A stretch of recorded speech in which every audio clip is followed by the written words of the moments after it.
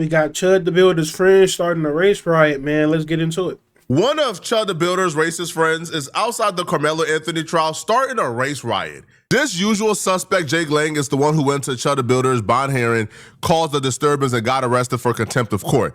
Now he's outside the Carmelo Anthony trial trying to antagonize black folks into a reaction. That's the same thing Chud did. Why are you antagonizing black people for a reaction? You can't get a reaction no other way. You feel like you have to antagonize somebody to try to get some type of negative reaction. You want them to call you out your name. You want them to punch you. You want them to kick you. You want them to try to harm you in some type of way for views. You're trying to get a reaction out of them, and for what? Look at him with the phone. Look, what is this for? You can't find any other way to get views, no other way to get content. This is weird. Whatever you talking about, I don't give a whatever you talking about, and you know it. You chimping out, man. Low impulse control. This is the reason why Austin Metcalf is dead. Because this is a response that is told. This is a response they teach their young people to have. This is a response that the mothers, the black mothers, this community does not teach its people to respect personal boundaries. It does not teach people to talk with respect. And that's why Austin Metcalf dead. Because of your failure as black parents. Failures as black parents. Failures as black parents, teaching the youth to kill. You failure. Me and you, mutual combat. What's up? Hey, can we get this combat? Now you got me. Doing all that talking and fake crazy act, but make sure to ignore that request for mutual combat. Make sure to act like he didn't. Hey, he was doing all that talking, but I know he heard the request for mutual combat, but he made sure he didn't respond to it. Man, just like Chud. That brother asking for mutual combat. Because in Texas, if y'all both agree to fight, y'all can fight. And there's nothing the police can do about it. But Jake Lang ain't want that smoke. They just act crazy. They act like demons. Man, they fake demons, bro. They not really crazy. They're not really unhinged. They know their limits. Jake Lang talking about low impulse, to be honest, is complete. Like, they lack self-awareness completely. Jake Lang probably has the lengthiest rap sheet of anybody outside that courthouse. But he's talking about low impulse control. Dog, you are a felon. You did multiple years in prison. You just got arrested 2 times within a span of 30 days. You are literally a career criminal. You can't talk about low impulse control. You have none. These alt-right white supremacist X pages, they don't show Jake Lang antagonizing black folks. They don't show Jake Lang race baiting black folks, but they only show the aftermath of Jake Lang successfully race baiting black people. So Jake Lang shows up, antagonized, says all type of racial slurs, all type of words. He finally was able to race bait Unc into just going off and losing his mind. And Unc said some things that, again, I don't support, I don't stand behind. But to take him out of context of being antagonized and race baited and post this online trying to destroy the man and destroy his life for saying this after Jake Lang started this, to me, it's just disingenuous, bruh. Only good is a dead. Only good is a dead. Only good is a dead. Only good is a dead. He said only good what is a dead? What? So he's saying the only good black person is a dead black person. Why are you even here trying to antagonize these people to begin with? You have absolutely nothing else to do. You ain't got no wife, you ain't got no kids, no social life, no family. No, you don't have nothing. You just want to go out and start a problem. And then you a felon. Bro, go home. Go do something with your life. This ain't it. Obviously, I disavowed that rhetoric. Somebody being hateful and racist towards you should not make you hateful and racist towards an entire race of people. Clearly, we are all on the same page. But you guys have to admit, even if we all can disavow this and say, Unc was wrong for this. It's not okay. It's not cool to say something like that, right? Because all white folks ain't Jake Lang, and Jake Lang don't speak for all white people. But there's something very wrong with clipping somebody out of context and then using this as a representative for all black people. So look, this person says, let them go mainstream with their racism. It's time America see these degenerates for what they are, who they are, and what they stand for. Can we now stop pretending that the vast majority of black people aren't harboring hate for whites, Asians, and Latinos? Open your eyes, America. Why are the people who are online complaining about snowflake culture the biggest snowflakes? They want to be victims so bad. But here's what they're not understanding. It doesn't matter what year we're in. It doesn't matter how long you try. Mainstream society is not going to see racist people as victims. Sorry, it's never going to happen. They're not going to see an alt-right, far-right white extremist group and say, yeah, they're victims. No, right? It would never happen. You're wasting your time.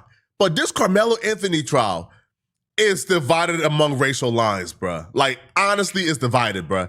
Yo, when you go outside, you literally have black people over here, white folks over here, and it's like, and they are clashing, bruh.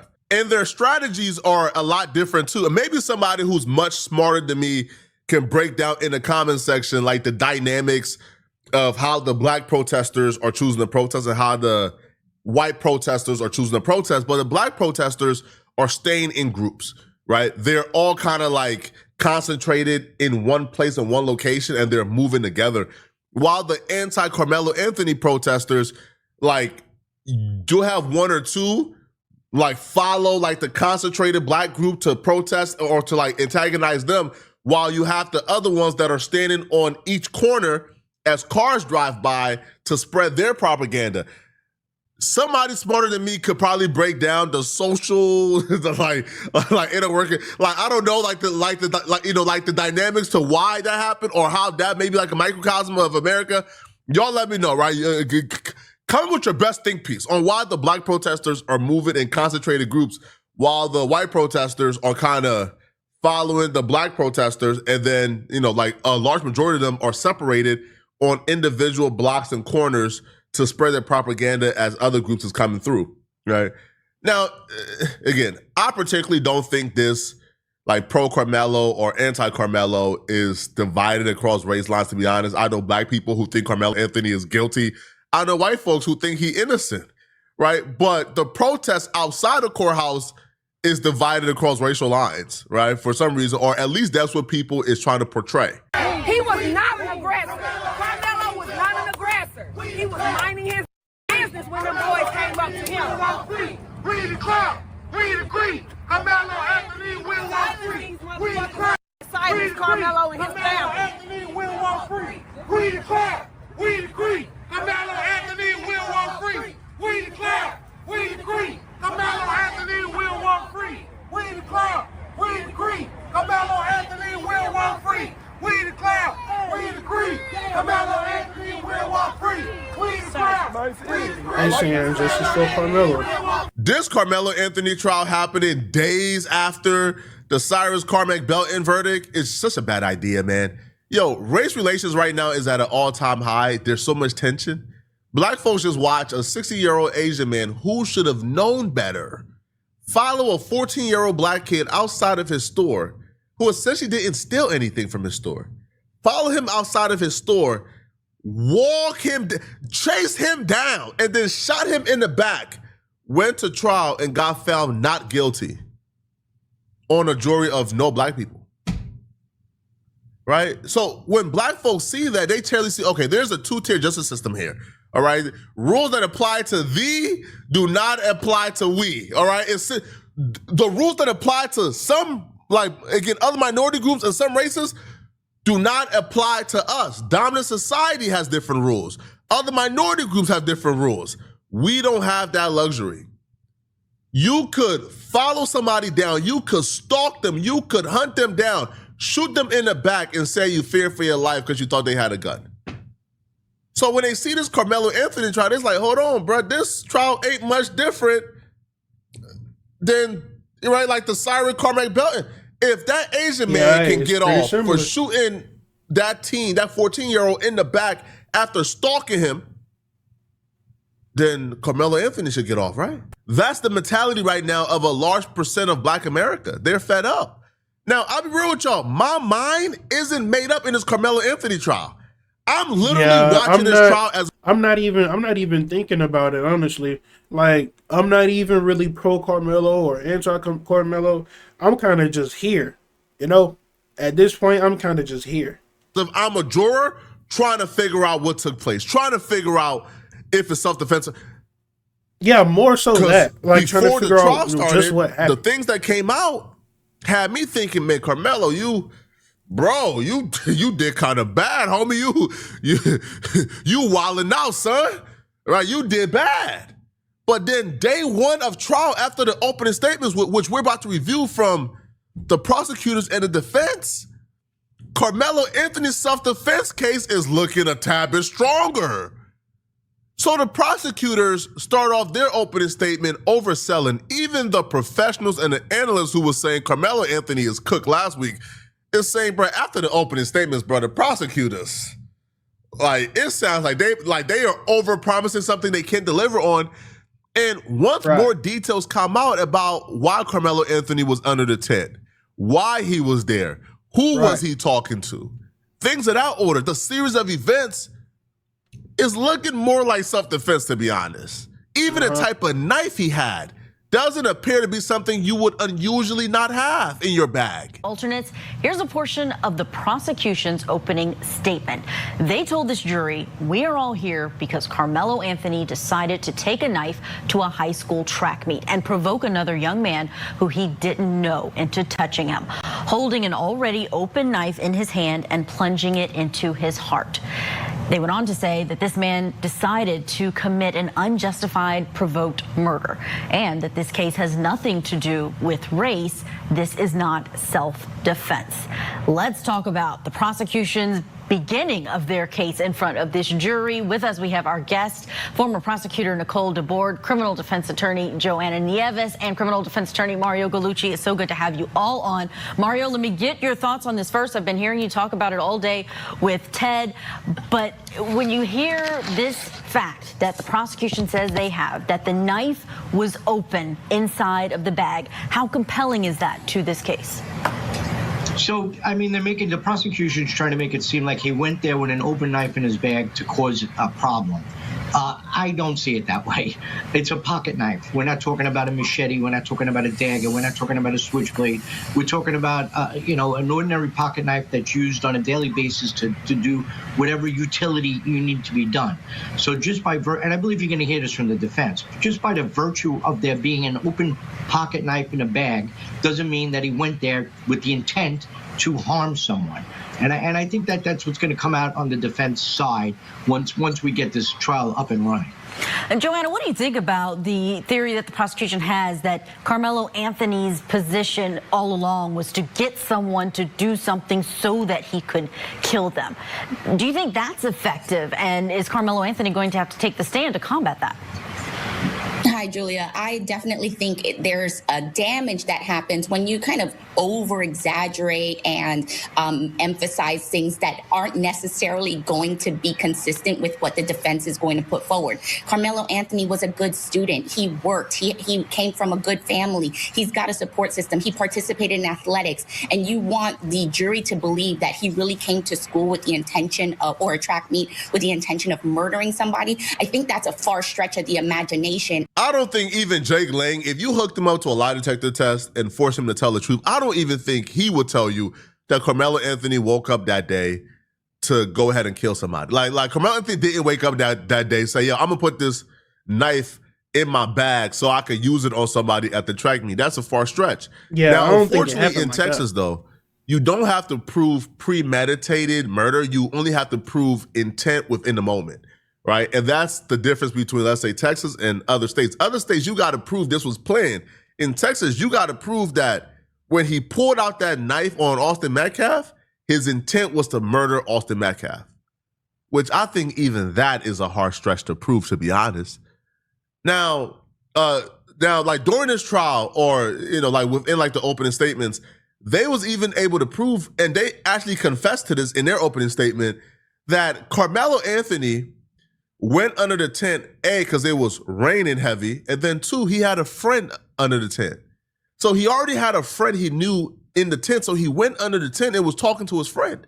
Austin Metcalf came into the tent wanting to be the dictator, right? Like the grand leader of the tent, and decided he wanted to kick Carmelo Anthony out, which, like most people, you come under a tent, somebody is talking to their homie, the homie belongs under the tent, y'all having a conversation, you don't come under the tent, hey, bro, you gotta leave the tent now. Like, what are you, like the, right? Well, like the all-knowing dictator of the tent and who belongs under the tent? Like, it's just a stupid kid argument that shouldn't have resulted in somebody dying. But the series of events doesn't make Carmelo Anthony look like a troublemaker. He comes under the tent because his homie is there, it's raining. You come under the tent, you see Carmelo Anthony talking to somebody, which is his homie, who you know who belongs under the tent. Right? Carmelo Anthony is in the tent talking to him.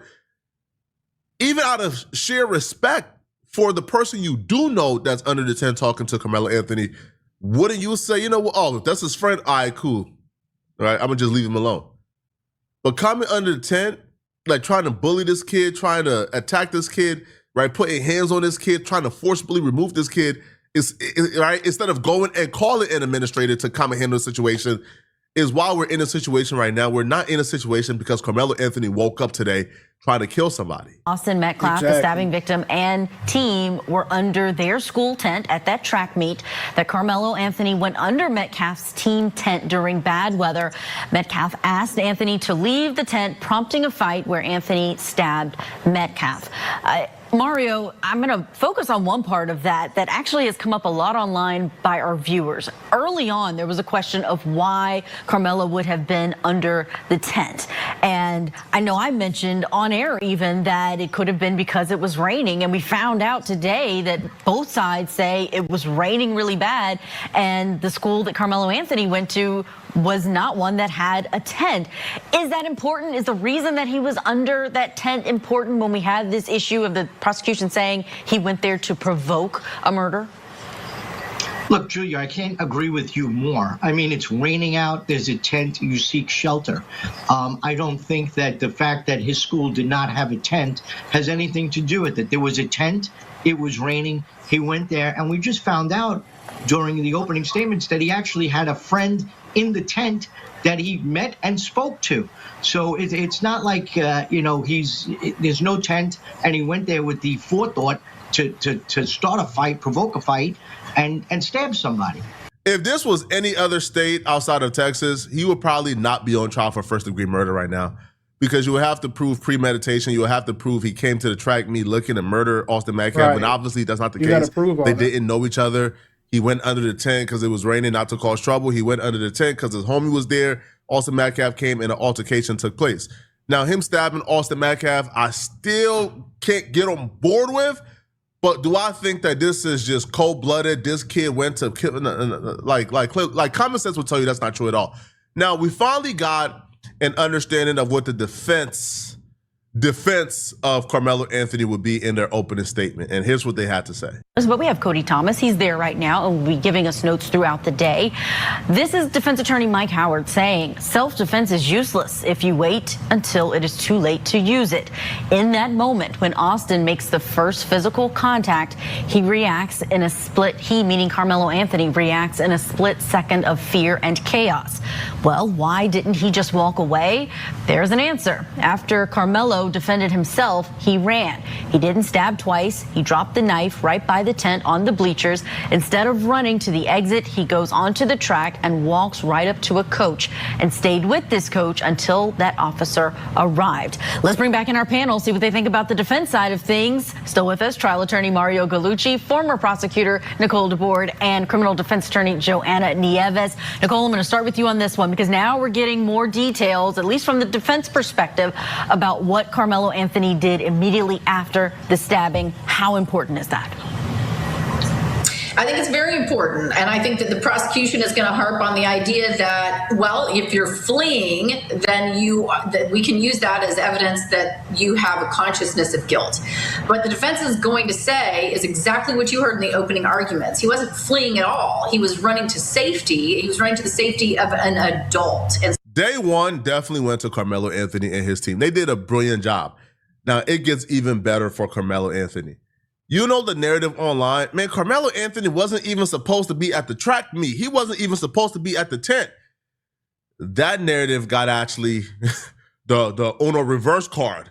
Carmelo Anthony team actually introduced something that I don't think anybody knew or expected. Carmelo Anthony and his attorney, they did an Uno reverse on this narrative. Now, the same people who said Carmelo Anthony is guilty because he wasn't supposed to be at the track meet and he wasn't supposed to be under somebody else's tent, I wonder if they will keep that same energy now. So Carmelo Anthony's attorney says, Carmelo Anthony was actually scheduled for long jump, right? He was actually scheduled to compete at the track meet. Now, let's go. Now, Austin Metcalf tells Carmelo, you can't be here, you need to leave. Now, Austin Metcalf makes the first physical contact in spite of the warning, touch me and find out. In that split second, Carmelo has a decision to make, how and when to act. So he reacts in a split second of fear and chaos. He immediately says, I was defending myself. Now, here's the thing. We finally got the official measurements. Carmelo Anthony was 5'6", 130 pounds. Okay. Austin Metcalf was 6'2", 215. We find out in court that not only did Carmelo Anthony belong there and was supposed to be there and was scheduled to perform, but Austin Metcalf and his brother apparently left the last track meet early to go fishing. The coach got mad at them and they were not supposed to be at that track meet. So you started all this and he wasn't even supposed to be there. He wasn't even supposed to be there. Carmelo was supposed to be there. And people are saying Carmelo started this and he's the antagonizer because he wasn't supposed to be there. It's actually the reverse. Like Flacco said, Uno reverse. I guess they still showed up to show the coach they're still committed to the team, but they were not even supposed to be at that track meet because they left the last one to go fishing, and the coach told them, right, not to come to this track meet. Right? Now, the exact words were, I did not need him here, or I did not need him there. That was the coach's exact word. I did not need him here. So if that's the case, if Austin Metcalf was not supposed to be there, Carmelo Anthony was supposed to be there, Carmelo Anthony was talking to a friend under the tent, how can Austin Metcalf come and tell Carmelo Anthony he needs to go when he was not even supposed to be there in the first place? Exactly. You wasn't supposed to be there at all. Does that matter in the grand scheme of things in terms of murder? I mean, those are details that help, right? But the only details here that really matter is in the moment, did Austin Metcalf do enough for Carmelo Anthony to justify deadly force? That's what they're going to be discussing. But all the character assassination, that needs to stop today, bruh. All right, because to me, all the character assassination kind of got debunked in court. But we'll be covering this every day. Let me know in the comment section, what do you guys think? How do you guys think it's going currently? Do y'all believe that Carmelo Anthony will be found not guilty or guilty? Yeah, man. I mean, I want to say it depends. One, if he was supposed to be there, then shouldn't nobody be bothering him, for one. You can't really tell him where he can and can't be if he's supposed to be there. He's scheduled to be there. Now, two, it's like you 5'6", bro 6'2", and he way more than you, he taller than you. Obviously, the first thing you would think is, if we fight, there's a chance I may not win. Now, I'm not saying you can't win because you're shorter and he way more. But I'm just saying the first thing you may think is, if we fight, I may not win. Now, nobody really wants to lose a fight for defending themselves. So, do I think he should have pulled out a knife and stabbed him? I mean, it's a bumpy road. It really is. It's a bumpy road because did he necessarily do enough for him to think he's gonna seriously hurt me? But I mean, it is what it is. Y'all let me know what y'all think though.